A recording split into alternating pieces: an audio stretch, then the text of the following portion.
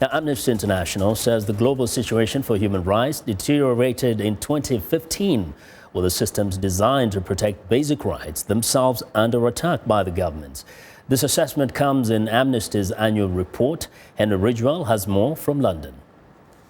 Amnesty International says Syria's brutal civil war remains the most urgent crisis.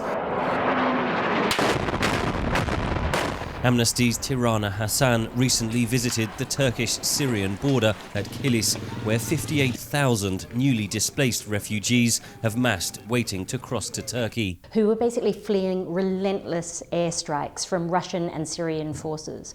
And we documented cases of airstrikes against schools, against hospitals and against civilian homes. Russia and Syria are targeting civilians and civilian objects, and that most definitely is a war crime. Turkey has refused to open the border. The country is already hosting more than 1.5 million Syrian refugees. Amnesty says Europe must do more. Europe has basically tried to make Turkey its border guard, and that is not working out. The people who are at the Turkish border right now are absolutely desperate, and they're resorting to using illegal smuggling routes. And we documented multiple cases where Turkish border guards had been firing live rounds on refugees. The Syrian crisis sits against a backdrop of a deteriorating human rights situation globally, according to Amnesty's latest annual report. The UN Security Council and the so-called international community continues to watch helplessly as Syria faces a complete meltdown. But it's not just Syria.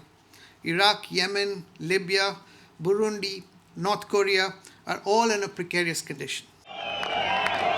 The Amnesty head went on to warn that the systems designed to protect human rights are under attack. Countries that have signed up to the Refugee Convention are shamelessly flouting it in the face of millions fleeing war and persecution.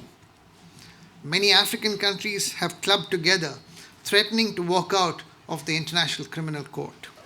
At the regional level, the European human rights regime is under threat. The Amnesty report highlights some successes in 2015, including the release of 3 Al Jazeera journalists detained in Egypt and the opening of an international criminal court investigation into the situation in the West Bank and Gaza. Henry Ridgwell for VOA News, London.